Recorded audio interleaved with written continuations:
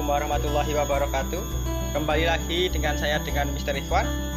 Setelah di pertemuan kemarin kita belajar tentang kekuatan otot kaki atau bagaimana cara kita melakukan latihan otot kaki. Kemudian di pertemuan ini nanti kita akan melakukan variasi gerakan lari dan melompat. Dalam olahraga, gerakan variasi melompat dan berlari itu ada di cabang olahraga yang pertama, di cabang olahraga lompat jauh. Kemudian yang kedua, di cabang olahraga lompat tinggi.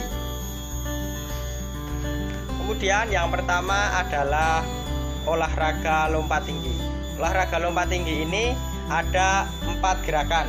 Gerakan yang pertama adalah gerakan awalan, yaitu dengan berlari atau kita mengambil ancang-ancang. Kemudian yang kedua adalah gerakan tolakan. Ketika kita mau sampai di palang pembatas, kita berusaha menolak ke atas. Kemudian yang ketiga adalah gerakan melayang. Gerakan melayang saat di udara. Kemudian yang terakhir adalah gerakan mendarat. Gerakan mendarat ini adalah gerakan akhir dari lompat tinggi. Dalam lompat tinggi diawali dengan gerakan awalan, yaitu berlari. Kemudian yang kedua ini adalah gerakan tolakan dengan salah satu kaki terkuat. Kemudian gerakan melayang, ini bentuknya seperti menggunting, ini namanya lompat tinggi gaya gunting. Kemudian diakhiri dengan gerakan mendarat dengan satu kaki yang tadi tidak digunakan untuk menolak. Kemudian tangan berada di atas agar tidak menyentuh palang pembatas.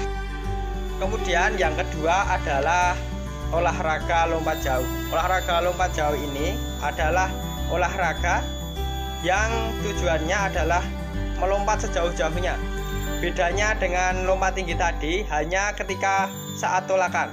Saat tolakan, kalau lompat tinggi itu kita menolaknya ke atas, tapi kalau lompat jauh kita menolaknya ke depan, sehingga badan kita akan terlempar jauh menuju ke bak untuk mendarat, atau biasanya di pasir seperti itu.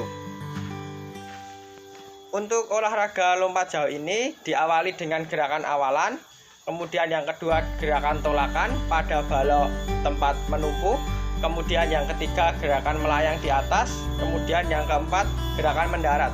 Saat gerakan mendarat ini usahakan tangan di depan, sehingga nanti tangan itu tidak ada di belakang, soalnya nanti batas ukurnya adalah bagian tubuh yang paling belakang dengan tempat kita menolak tadi. Diawali dengan gerak awalan, yaitu berlari.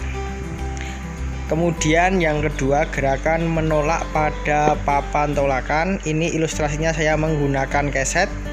Saat tolakan, kaki tidak boleh melebihi dari papan tolakan tersebut. Kemudian saat melayang itu kita seperti menggelantung. Jadi tangan kita berada di samping, tapi ketika kita mau mendarat itu nanti tangan diajukan ke depan agar saat jatuh nanti tangan tidak belakang, karena yang dihitung adalah bagian tubuh yang paling belakang dengan papan tolakan.